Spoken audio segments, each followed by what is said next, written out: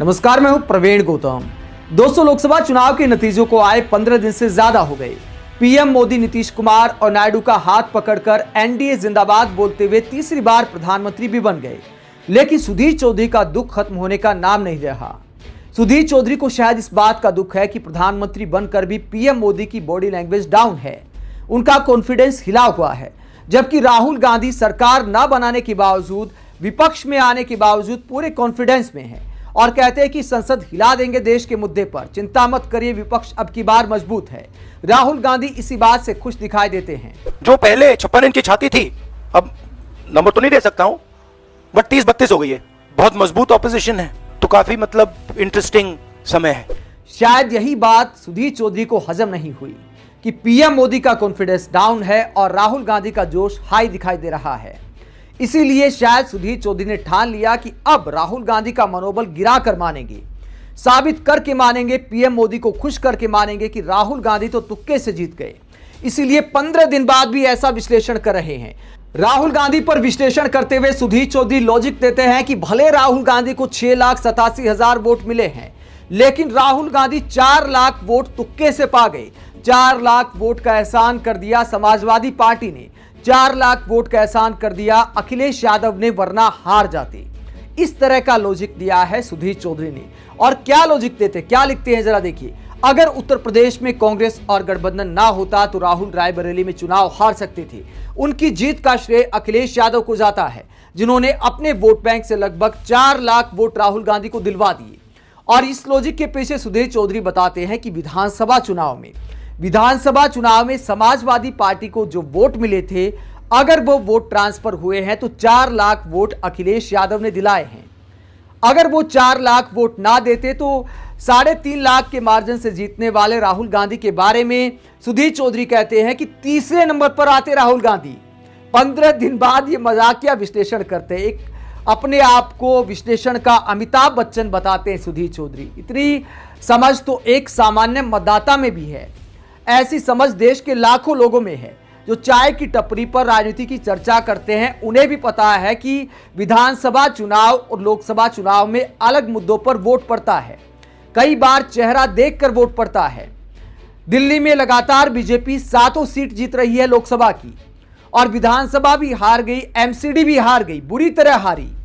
लोकसभा में जीत जाती है, विधानसभा में हार जाती है। और उसके बाद आप जैसे एंकर विश्लेषण करते हैं कि दिल्ली की जनता तो मुफ्तखोर है।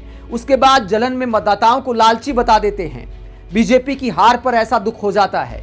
और यहां पर विधानसभा चुनाव की तुलना लोकसभा से करते हैं कि देखिए, विधानसभा में समाजवादी पार्टी को इतना वोट मिला था और लोकसभा में राहुल गांधी को जो वोट मिला है, उसमें अगर समाजवादी पार्टी के वोट को घटा देते तो राहुल गांधी तीसरे नंबर पर आते। ऐसा मजाकिया विश्लेषण करते हैं। निश्चित तौर पर इस बात में कोई दो राय नहीं कि समाजवादी पार्टी कांग्रेस के मुकाबले ज्यादा मजबूत है, लेकिन कोई पत्रकार 15 दिन बाद ऐसा विश्लेषण करके आता है तो उसको बरनोल की आवश्यकता है। उनको इतनी मिर्ची लगी है। अगर सुधीर चौधरी को वाकई विश्लेषण करना चाहिए था तो इससे ज्यादा गंभीर विश्लेषण इस बात के लिए किया जा सकता था कि पीएम मोदी आखिरकार इतने कम मार्जिन से क्यों जीते। और सुधीर चौधरी के ऐसे विश्लेषण को लेकर पब्लिक क्या कहती है और पत्रकार क्या कहते हैं। सौरभ कहते हैं कि अगर यूपी में बीजेपी और सुभासपा का गठबंधन नहीं होता तो मोदी जी वाराणसी में चुनाव हार सकते थे। उनकी जीत का श्रेय ओम प्रकाश राजभर को जाता है, जिन्होंने अपने वोट बैंक से लगभग 2 लाख वोट मोदी जी को दिलवा दिए। तो सुधीर चौधरी का लॉजिक अपनाते हुए विधानसभा का जो गणित सुधीर चौधरी ने बताया उसको लागू करते हुए सौरभ कहते हैं कि ऐसे तो पीएम मोदी भी हार जाते। 1.5 लाख से कुछ ज्यादा मार्जिन से जीते हैं पीएम मोदी। तो इस बात को लेकर पब्लिक आईना दिखाती है। अपूर्व कहते हैं कि सुन तिहाड़ी, तेरे पापा भी वाराणसी से चुनाव हार जाते अगर 4 राज्यपाल और 20 केंद्रीय मंत्री कुंडली मार कर नहीं बैठे होते। इसके आगे एक और ट्विटर यूजर राम शरण कहते हैं, एक बार प्रधानमंत्री जी और राहुल गांधी जी की जीत के अंतर पर भी विश्लेषण कर दीजिए सुधीर जी। अक्षत जैन कहते हैं, काम की बात, तेरा दुख खत्म नहीं हुआ अभी तक।